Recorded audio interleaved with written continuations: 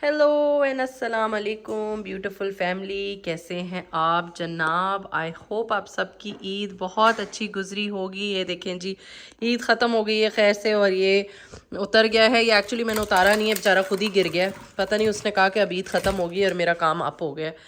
Anyways जी, आज देखें कितनी अच्छी सुबह सवेरे धूप निकली हुई है और ये स्नो सारी मेल्ट हो रही है।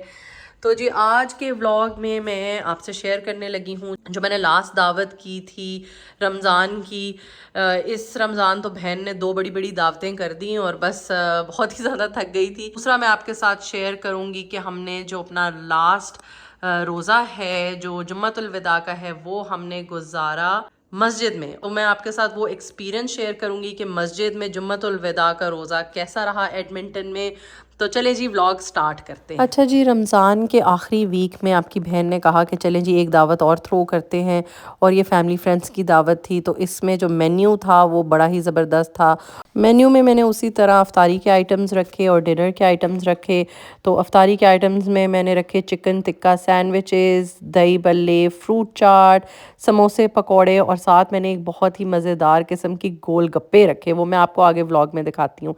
ठीक है जी। और डिनर में हमारे पास था बीफ हलीम। मैंने शान भाई की हेल्प ली बीफ हलीम बनाने में, मगर बड़ी ही ज़बरदस्त बनी। मैं हमेशा शान की हलीम का पैकेट यूज़ करती हूँ मगर मेरा अपना तरीका है उसको बनाने का, तो वो बड़ी सबको पसंद आती है। तो हलीम थी जी, उसके अंदर चिकन बिरयानी थी, चिकन कढ़ाई थी, साथ बीफ चपली कबाब थे। तो ओवरऑल अल्हम्दुलिल्लाह बड़ा ही। और हाँ, एक और भी आइटम था टर्किश पास्ता। तो वायरल टर्किश पास्ता तो आपको पता है चल रहा था, तो मैंने साथ वायरल टर्किश पास्ता भी बनाया। और मैंने ये पहली दफ़ा बना रही थी मगर ये गेस्ट्स को इतना पसंद आया, इतना फ्लेवरफुल था।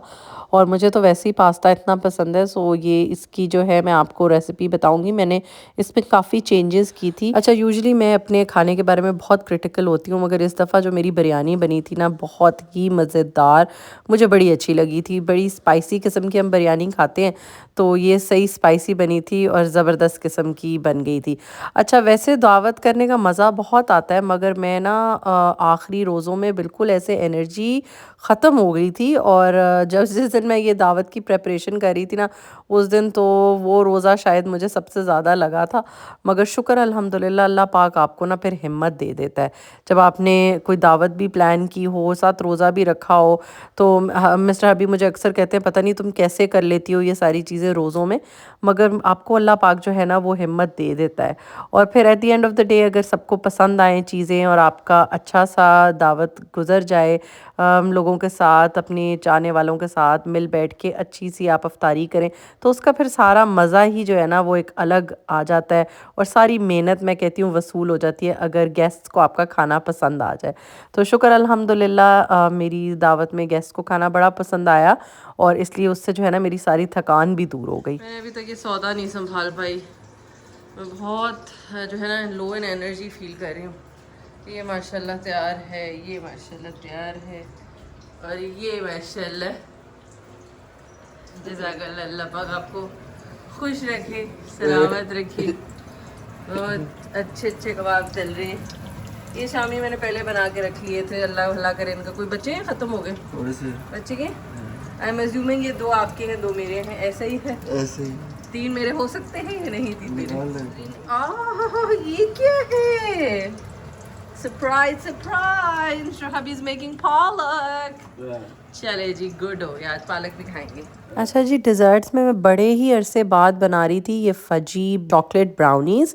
और ये मैंने ऑनलाइन एक रेसिपी देखी थी, तो ये रेसिपी जब मैंने बनाई ना तो मुझे लगता है मैंने थोड़ी सी कोई गड़बड़ की होगी ज़रूर इसमें, क्योंकि इसका टेस्ट बहुत ही ज़बरदस्त बना था मगर जो इसकी लुक थी ना, जो शक्ल थी ब्राउनी की, वो उस तरह की नहीं बनी जैसे मैं चाह रही थी। मगर टेस्ट वाइज ना बहुत ही ज़बरदस्त बनी थी और इतनी सबको पसंद आई और मुझे ख़ुद को भी एक्चुअली बहुत पसंद आई। खा के ना मज़ा चाय के साथ इसका बड़ा आया। मगर मैं जब तक इसको परफेक्ट नहीं कर लूँगी ना, मैं आपके साथ रेसिपी नहीं शेयर करूँगी। ये बात तो आप ही ब्लॉग में जाएगी। अच्छा, क्या कह रहे थे? लेडीज जेंटल, मैं बताना चाह रहा हूँ, ये जो सारा खाना दावत के लिए बनने लगा है, ये हमारा एक मशहूर शेफ अल्लाह रखा, ये तो पीछे हंस रहा है, इसने बनाया है। अल्लाह इसको कामयाब करे। हमारा खानदानी शेफ है, काफ़ी अरसे से हमारे साथ है। पहले ये इनको इस्लामाबाद पाकिस्तान से इंपोर्ट किया हमने और ये पहले टोरंटो में हुआ करते थे हमारे साथ। बहुत अच्छा इन्होंने हमारा साथ दिया। अब आके खज्जल हो रहे हैं एडमिंटन में। और देखिए तो हंसी इनकी रुक नहीं रही है। अल्लाह करे खाना भी अच्छा बनाया उन्होंने, आज तक डिसअपॉइंट तो कभी नहीं किया। पर इस दफा ना अल्लाह रखा की प्लानिंग थोड़ी सी खराब हो गई है। अल्लाह रखा बहुत से आइटम ग्रोसरी में मिस कर गए, तो अब अल्लाह रखे के साथ जो है भला रखे वो जा रहे ग्रोसरी लेने बाकी की। सॉरी मिस्टर हबी, हम बहुत सी चीज़ें भूल गए थे आज। काफ़ी चीज़ें जो थी वो ख़त्म हो चुकी थी और फिर मिस्टर अबी को दोबारा भेजा के जाके लेके आए। ये गर्मा गर्म पकौड़े मैंने तलने शुरू कर दिए। बस टाइम थोड़ा ही रह गया था अफ्तारी का, तो मैंने जल्दी से सारी टेबल वगैरह सेट कर दी। ये देखेंगे मैंने जो अपनी क्रॉकरी मंगवाई थी अमेज़ॉन से, लास्ट व्लॉग में मैंने आपको इस शेफ़िंग डिश की स्टोरी शेयर की थी, तो माशाल्लाह ये बड़ी अच्छी लग रही थी। और ये देखें यहाँ पे मैंने सेट किया था गोलगप्पा स्टेशन और ये बड़ा ही हिट रहा। ये सबसे मज़े की चीज़ थी जो हमने ये फाउंटेन मंगवाया था, ये भी मैंने अमेज़ॉन से लिया था। इसके अंदर मैंने बहुत ही ज़बरदस्त ये गोलगप्पे का पानी बना के डाला था और ये तो मैजिक फाउंटेन बन गया, क्योंकि ये इतना हिट हुआ और सबको इतना पसंद आया। हर गेस्ट ने इसकी तारीफ़ की कि यार ये बड़ी ज़बरदस्त आइटम है। और इसमें मज़ेदार किस्म के गोलगप्पे ना निकाल निकाल के खा रहे थे सारे। ये साथ मैंने प्लास्टिक के वो रख दिए कंटेनर्स के, इसके अंदर जो है आराम से लोग निकाल निकाल के तो खाते रहेंगे। तो ये गोलगप्पा स्टेशन जो है ना जी बड़ा हिट हुआ और all thanks to this magic fountain, क्योंकि ये बड़ा मैजिकल लग रहा था और इसने बड़ा मैजिकल माहौल क्रिएट कर दिया था हमारी दावत में। चलें जी फाइनल लुक देखते हैं दावत की टेबल की। ये 3 टियर मैंने ली थी डिश, इसमें समोसे पकौड़े और फ्राइज़ थे। ये रहे मेरे चिकन टिक्का सैंडविचेस जो कि बहुत ही ज़बरदस्त बने थे, बड़े सॉफ्ट और मज़ेदार। और ये यहाँ पे हमारा रहा मैजिक फाउंटेन गोलगप्पा बहुत ही ज़बरदस्त और सबने बड़ा एंजॉय किया इसको अल्हम्दुलिल्लाह। अच्छा पानी तो मैंने ख़ुद घर पे बना लिया था, मगर ये जो गोलगप्पे हैं ना इनके लिए मैं काफ़ी ख्वार हुई, क्योंकि मेरे पास टाइम नहीं था गोलगप्पे बनाने के लिए। तो मैं जाके ढूंढती रही, मुझे मिले नहीं। मुझे ये उधर वॉलमार्ट से जाके मिले गोलगप्पे और इतने टूटे हुए थे, बड़ी मुश्किलों से मैंने जो है ना उनको ढूंढा।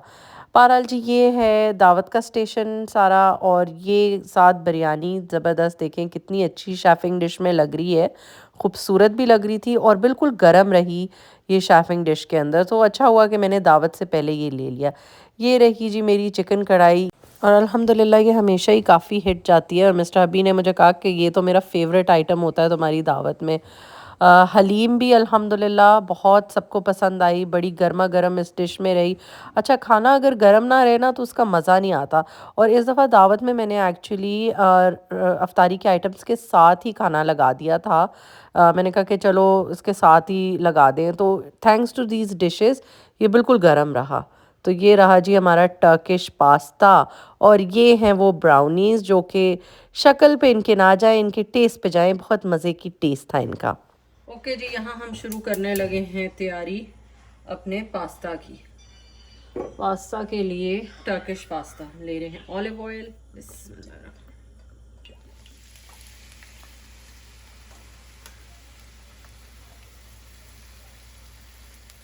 इनको ना थोड़ा ट्रांसलूसेंट करना है, मतलब ब्राउन कर छड़ो। ये पुलाव नहीं बन रहा, ये टर्किश पास्ता बन रहा तो ਇਹਦੇ ਵਿੱਚ ਅਸੀਂ बहुत ज़्यादा ब्राउन प्याज नहीं पाने हैं। क्या मैंने सही पंजाबी बोली है? ये देखें जी प्याज हो गए हैं ट्रांसलूसेंट। अब हम इसमें डालेंगे लहसुन अदरक का पीस, लहसुन अदरक का पेस्ट टोको ऐसे रमज़ान नूरे रमज़ान नूरे रमज़ान नूरे रमज़ान नूरे रमज़ान नूरे रमज़ान नूरे रमज़ान। क्या हुआ?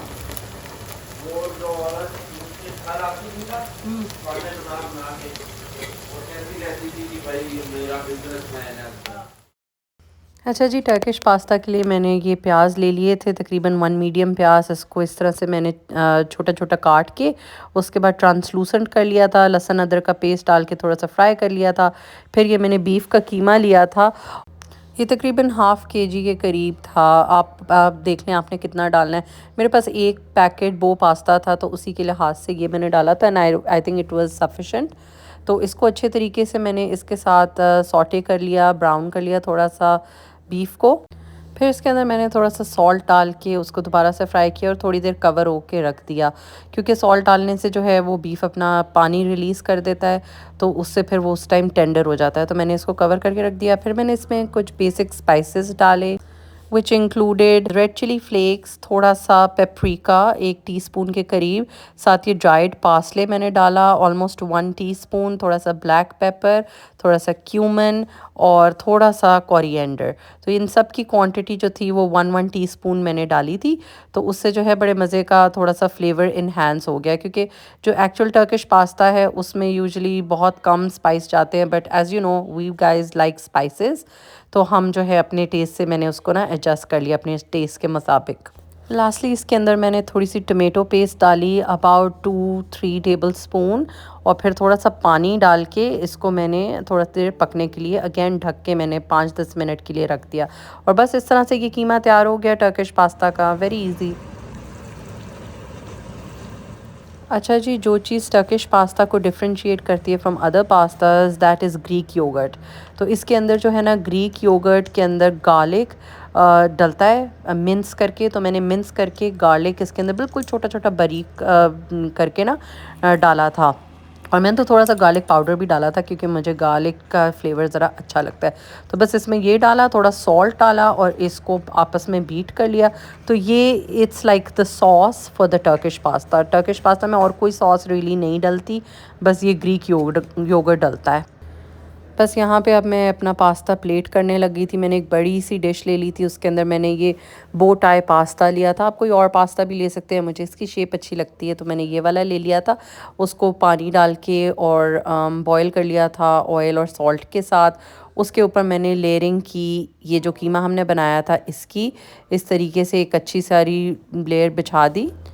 फिर इसके ऊपर हमने जो ग्रीक योगर्ट बनाया था वो डाल दिया। तो be generous with this, Greek yoghurt ही इसकी सॉस है। तो और वैसे भी इसका टेस्ट बहुत मज़े का लगता है। तो ये मैंने जो जितना भी बनाया था मैंने सारा इसमें डाल दिया। Then I sprinkled some fresh parsley, और मैंने ये मिनी टमेटोज़ जो थे, चेरी टमेटोज़, उनको छोटा काट के हाफ में करके वो डाल दिया। फिर उसके बाद मैंने ये कालामाटा ऑलिव्स ब्लैक वाले, ये मेरी अपनी एडिशन थी, और साथ ऊपर फेटा चीज़। तो मुझे ये 2 चीज़ें बड़ी मज़े की लगती हैं, तो ये मैंने डाली और इनसे बड़ा ही अच्छा टेस्ट आया। सो आई वुड हाईली रिकमेंड कि आप अगर टर्किश पास्ता बनाएं तो आप उसमें ज़रूर ऐड करें। लास्टली इसके ऊपर ये ऐसे तड़का सा बनता है। ये मैंने लिया था अबाउट 4 टेबल स्पून बटर, उसके अंदर मैंने हाफ़ टी स्पून पेपरिका और हाफ़ ही टीस्पून गार्लिक पाउडर, ये डाल के ना मैंने इसका ऐसे तड़का सा बना के, और ऊपर फिर आप इसके ये डाल देते होते हैं। तो ये रही जी फाइनल लुक हमारे टर्किश पास्ता की, and it's a very good dish. अगर आपकी कोई बड़ी दावत है, you have more people coming, और वैसे भी इंटरनेट पे तो जी लोग कमले हुए फिर रहे हैं इसके पीछे, बहुत वायरल हो गया था ये टर्किश पास्ता। तो मैंने कहा ज़रा हम भी ट्राई करते हैं कैसा बना था। अच्छा बना था। ये देखें इसकी फ़ाइनल लुक। तो जी नेक्स्ट मॉर्निंग जुम्मतुल विदा था, और बस आखिरी जुम्मा था रमज़ान का।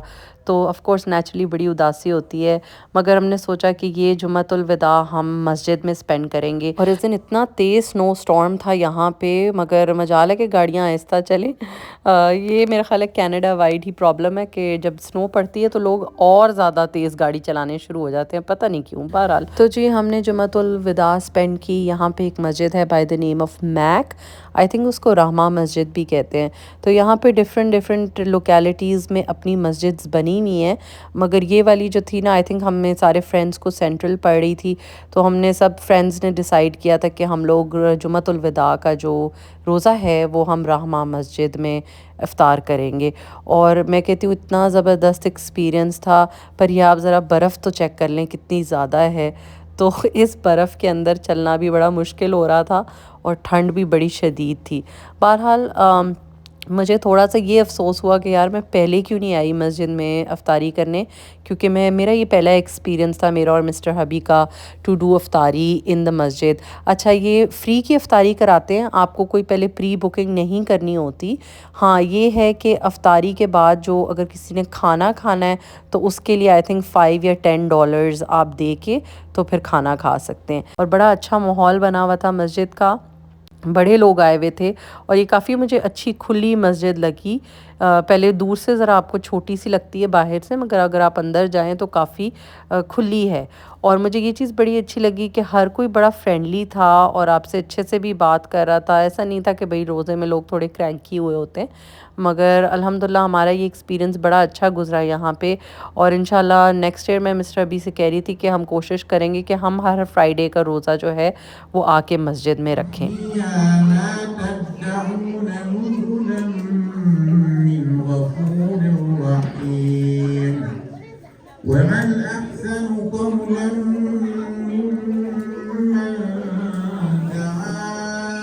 तो ब्यूटीफुल फैमिली, आई होप आपको आज का व्लॉग अच्छा लगा होगा। अगर अच्छा लगा है तो प्लीज़ मुझे ज़रूर सब्सक्राइब करें और लाइक करें, इससे मेरा हौसला बढ़ता है और आपस की बात है, मुझे सब्सक्राइबर्स की भी ज़रूरत है। So thank you so much for watching. अपना बहुत ख्याल रखें। इंशाल्लाह I will see you in the next vlog very soon. अल्लाह हाफिज़।